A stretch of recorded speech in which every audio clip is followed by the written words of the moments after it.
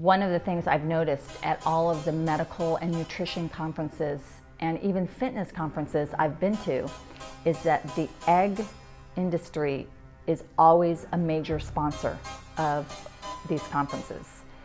And there is usually always a session at the conferences that they sponsor that promotes eggs.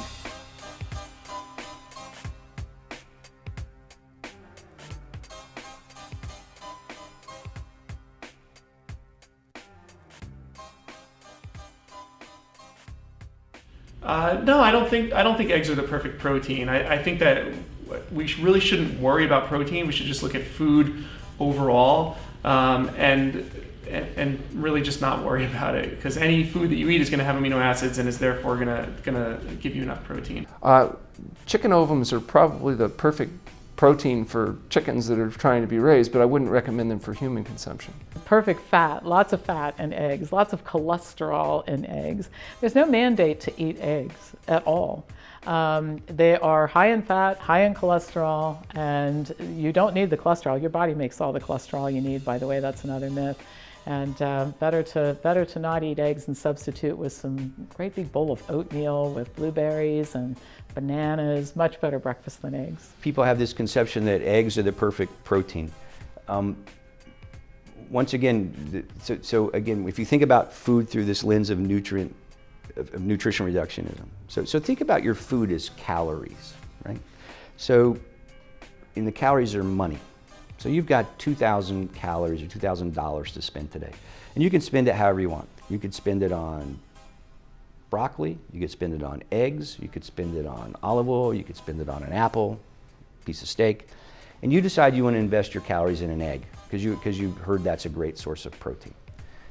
So what's your nutritional return on investment? Most of us, when we invest our money, we want to get the highest return on investment, the highest ROI you can get. So what's your nutritional return on investment for 100 calories of egg besides protein? How much fiber is in 100 calories of eggs? 0. How much vitamin C? 0. How much cancer-fighting antioxidants, polyphenols? 0. So if you decided to invest that 100 calories in broccoli, right? 100 calories of broccoli has almost 7 grams of protein. And what else does it have? A ton of fiber. It has antioxidants and vitamin C and vitamin E. So which one's going to be your higher return on investment? The perfect protein is a protein that contains a lot of arginine that stimulates our brown fat and our AMP kinase, and that's found mainly in plant foods. I think of eggs as the metabolic triple whammy. And the reason I say that is for 3 reasons. Number 1, eggs have a ton of saturated fat. So in the yolk itself is predominantly saturated fat. Number 2, eggs contain a significant amount of cholesterol. And if you believe that humans are not supposed to eat cholesterol, which I absolutely do, that your liver can regulate total cholesterol metabolism, then the amount of cholesterol that you get from a single egg can overwhelm your liver and actually lead to high blood cholesterol. So we got saturated fat, we got cholesterol, and then third, we have a whopping dose of ovalbumin, which is the protein found in the egg white.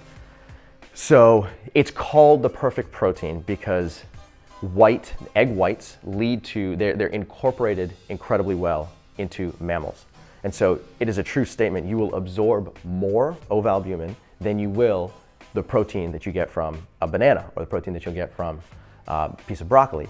But it doesn't matter because we're not looking for large amounts of protein are not necessary, and the highest absorbable protein is not always going to be king. Eating eggs is the absolute perfect way to raise your level of insulin-like growth factor 1, the most powerful growth promoting factor known to biology. And if you have a little breast cancer or a prostate cancer in your tissues, that's like throwing gasoline on a fire. The yolk of a hen's egg is the most concentrated glom of fat and cholesterol on the planet, and it certainly can raise your risk of heart attacks and strokes.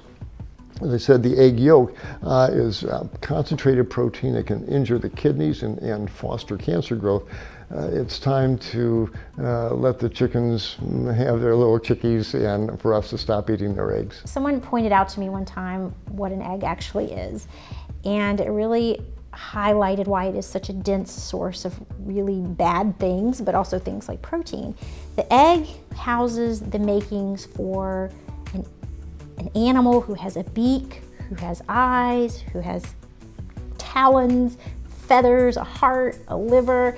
All of that is inside that little egg. So of course it's going to have an incredible amount of protein, fat, cholesterol, because it has to make this animal.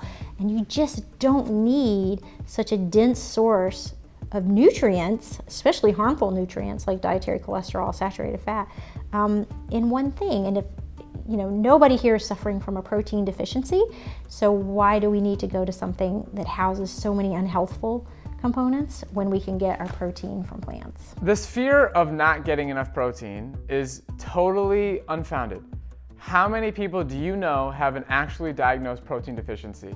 Most people are going to say none. There actually isn't a common name for that. I think the regular name is kwashiorkor. I don't know if I'm pronouncing that right, but it's just something that doesn't happen in our society. So, but a joke that you'll hear a lot in the vegan community is, how do doctors test to see if somebody has enough protein? They see if their patient walked into the office. If they walked in the office, they have enough protein.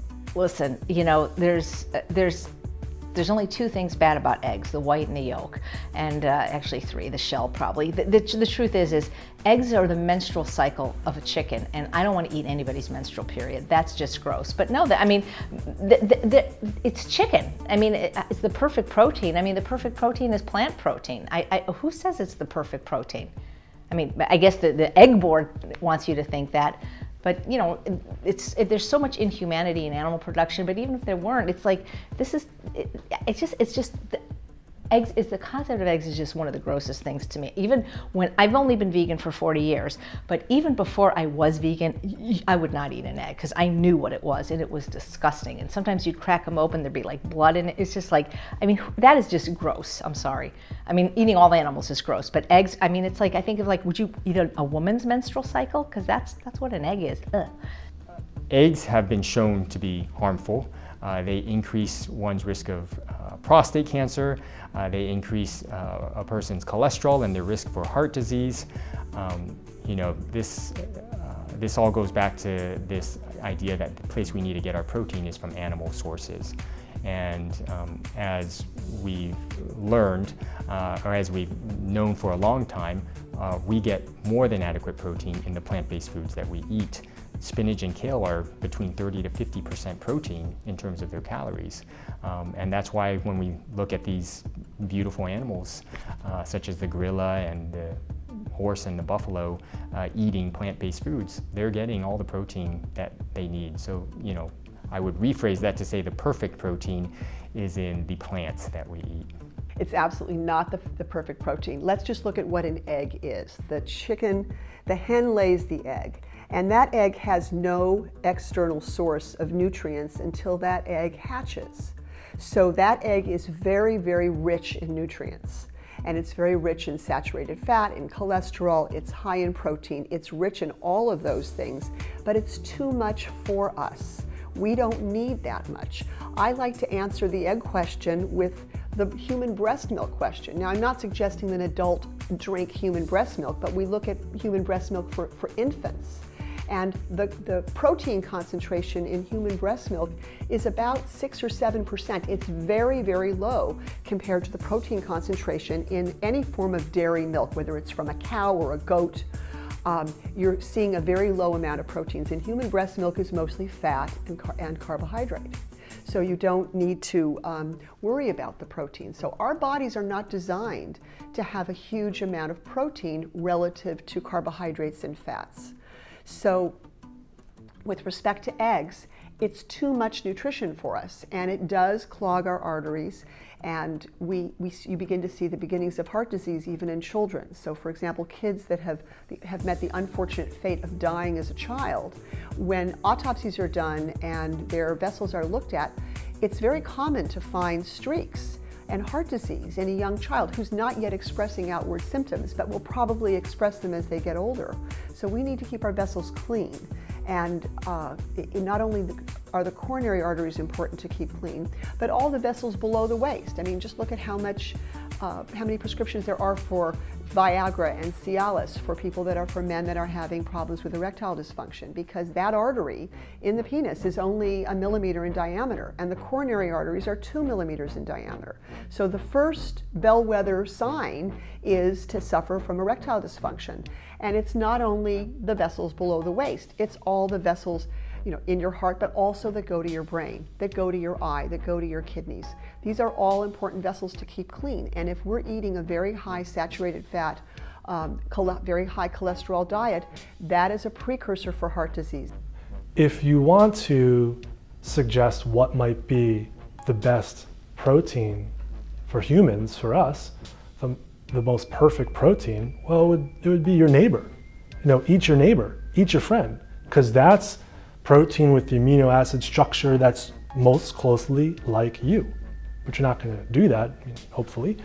And the eggs are the perfect protein for baby chickens, but we spoke about trimethylamine oxide, or TMAO. And when you eat the yolks of eggs, that also helps to select for the gut bacteria that lead to the formation of TMAO.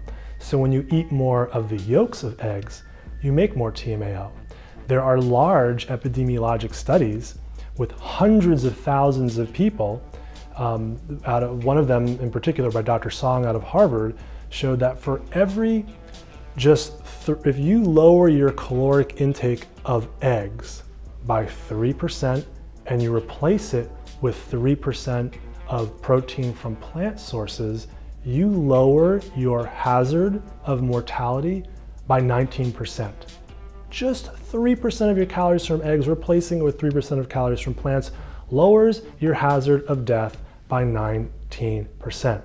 Now, and the egg whites themselves are incredibly animal protein dense, and that can increase levels of insulin-like growth factor in your body, which may help promote cancer growth. So your neighbor is your perfect protein, but your body will make the perfect protein out of the incredible building blocks that plants will give it. The egg board continues to find these really slimy, they basically construct the study design in a way to get the result they want. And it's just obvious. It's obvious to anyone who knows, but it's not obvious to someone just reading the paper. It's like, oh, this isn't a problem. But then you see how they did the study and you recognize the biology and you realize, oh, that's outrageous, should never have been published. Eggs have been marketed to be the perfect protein. And the reason people even think of that phrase is from the egg industry marketing their product. Their goal is to sell as many eggs as they possibly can. And so they have framed it very successfully as the perfect protein. So there's a big marketing effort to make people believe that eggs are crucial to health, and in fact, they're not.